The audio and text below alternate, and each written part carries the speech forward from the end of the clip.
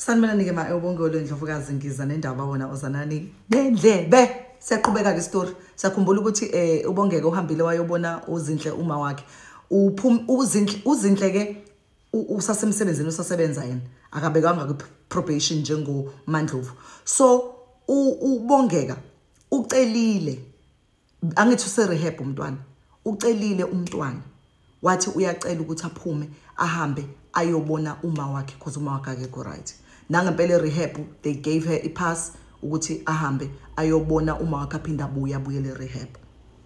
Okay, because the reason why bemnika pass is because bambonile ukuthi and then she's doing very well and she's willing to recover akayena umuntu ohluphayo and akayena umuntu so they were not worried but bamhambisa nomuntu ozomgada.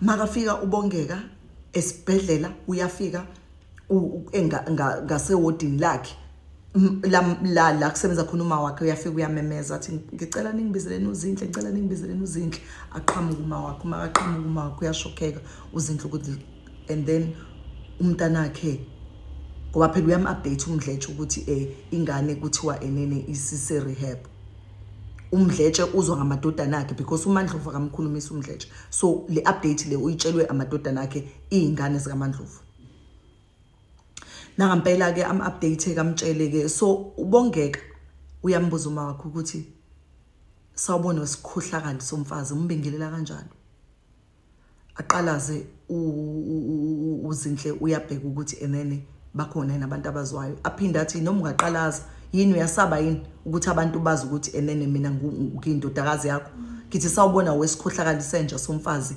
esihlukanisa imizi yabantu abheke phansi uzinhle athi bongeka mntanami ngicela sikhulume ngicela size ngala siyokhuluma ambizele endaweni eyikhona eprivate epassage lasesibhedlela bayokhuluma afike amtshela ukuthi ayikho into engizoyikhuluma nawe wena uhlulekile ukungikhulisa njengomama wangithatha wanginika umoya umama lo mama lo ongikhulisile ufuna ukuthi aboshwe aphelele ejele kodwa lo mama uyena okhulise mina njengoba ngingaka ngindodakazi yakho ngikhulile ngakhuliswa uyena wena umama onjani ukwazi ukuthi ubophise umuntu okhulisa ingane yakho asuke lapho uzinhle athule udla amathamba engqondo uyamshaya unembeza manje umshayiswa ilamagama akhulunywa ingane yakhe also uzinhle uyayithanda ingane yakhe akafuni naye ukuthi aphoxe ingane yakhe bonke la ekhaya bayithanda le ngane akafuni ukuthi aphoxe ingane yakhe but because wayiphoqwe isimo ingane yazagcina isikhuliso umdletshe noMandlovu and akakayichazela ingane yakhe ukuthi izigcine isihlala khona wengeka sakwazi phela ukuthi ahamba ayithatha ingane ngobe adoption ayisiyenzekile wagcina eseyingane kaMandlovu amtshela ukuthi enene mntanami ngicela ungiphe chance ukukhuluma athi ayikho into engizoyikhuluma nawe ngizokukhuluma nawe mina mhlazane wakhipha uma ejele the day uhamba uyosula icala ubuya ungitshela ukuthi icala ulisulile I'll give you a chance and we'll have a sit down and we'll talk athule uzinhle athule ingane eqeda ihambe nalo umuntu oyigadile iphindele rehab ingane asale uzinhle la udla amathamba engqondo uyacabanga ukuthi amkhiphe yini kodwa uyacabanga ukuthi umlimazile umshayile umbukanise nabantu athi axoxelele inesi alitshela ukuthi yazi lo muntu ungilimazile kanje inesi nalo limbonisa lithi no but when wrong la because lo muntu lo umenzile umngane wakho ngoba wawazi ukuthi enene ukade ingane yakho wangafuneka umenze umngane athi kwakuyindlela engangifuna ukubona ngayo ingane athi ke mxoleleke mkhiphe ukhulisa ingane yakho nangempela avuke ngakusasa uzinhle ahambe ayGG uyosula icala alisula icala uyabe uyafonelwa uLukhuzana uMandlovu uyatshela ukuthi icala selisuliwe yena angeke asaboshwe uMandlovu akabanga nandaba because usediniwe vele usadiniwe ukuthi uzinhle nomdletshe bamenze slim usadiniwe ukuthi impilo yakhe yonke ihlangahlangene kanje namhlanje akasebenzi because emsebenzini basammisile kwi-probation because of i-assault. Impilo yakhe ihlangahlangene because of yena nendoda yakhe. uMandlovu uyabalisa la bese kushaya isikhathi la maselisulile icala abese yahamba uZinhle uyazama uyoncenga emsebenzini uyoncenga isupervisor yabo ukuthi ayibuyisele uMandlovu emsebenzini. Nangampela incenga isupervisor asho ukuthi uselisulile icala no kwakuyi mistake kwashamananga kanje. uMandlovu azagcineke ebuyisiwe emsebenzini. Mababuyiswe emsebenzini babekwe ndawonye bakhulume kuthiwa siyanitshela ukuthi ngeke iphinde yenzeke lento eyenzekile. Asifuni ukuphinde sibone. Hayi uMandlovu athobisa ikhanda athi okay. Athi okay. Bavumelane kanti uMandlovu ubambe inja yequbu. Abese ezibesebenza kusho ukuthi abakhulumisani kuthi ngelinye ilanga and ubonge kusephumile elokhuzeni erehab useyiqedile irehab. Umntana useyaqala phansi useyaqhubeka futhi nesikole.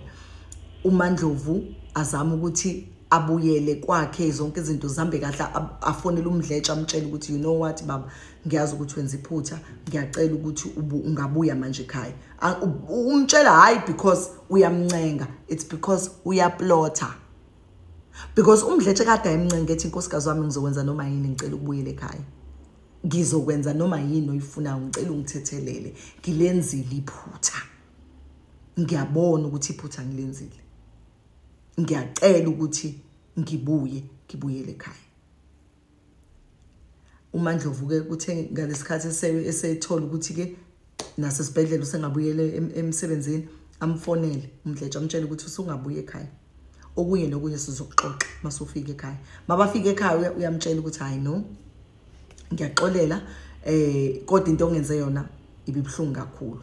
Into ongenze yona ungwazile ngomkhonto emhlane. Ungibukanise nezwe, wangibukanisa nabantu, wangikhulisisa ingane engeyona yami, wangichithela. uMdletshe athi uyaxolisa athi kodwa amkhumbuza athi nawe khumbula ukuthi awuyena phela umuntu omsulwa. Kwayiwena ungitshelanga ukuthi wena udayisa ama-placenta. Hayi siqhubeke isikhathi sihambe. Kanti uZinhle naye, uZinhle kwi-mission phela ukuthola indoda. uZinhle akamxolelanga uMdletshe. uMandlovu umbuyisele emsebenzini ngoba efuna ukuthi aveze ama-file ukuthi asulele uMandlovu ukuthi uyena owenza ubugebengu esibhedlela noma yini. So uZinhle, now this is what is happening. uZinhle esibhedlela wenza zonke izinto ezamacala. Like ufika ntshontsha imithi makuyiduty kaMandlovu, makulahleka imithi umuntu osuspectwayo ubani uMandlovu. Afike enza izinto aphambanise ama-patient makhona i-patient egadwe uMandlovu. Makhona yena afike aphambanise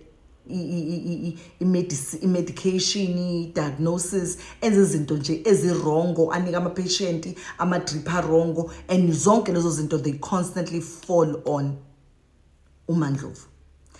uZinhle nje enze impilo kaMandlovu ibe miserable, but uMandlovu uyazi ukuthi uyena, but emsebenzini akekho umuntu obonayo. uMandlovu uyazi ukuthi umuntu ongiplothelayo la nongenzela izinto ezimbi uyena uZinhle lo. But uMandlovu akakwazi ukuprove ukuthi uZinhle uyisitha ngale ndlela le. Ngoba uZinhle is still plotting ukuthi uMandlovu ahlukane kanye noMdletshe. Nangampela ke aqhubekeke kuze kushaya isikhathi la uMandlovu njalo makukhona uZinhle azahlale emisifoni yakhe ayishiye. If uzoshiya i-patient a record secretly ukuze abone ukuthi wenzani uZinhle. Nangampela uyeza ke iphathi elandelayo sizozwa ukuthi lo mgulukudu uZinhle wenzani.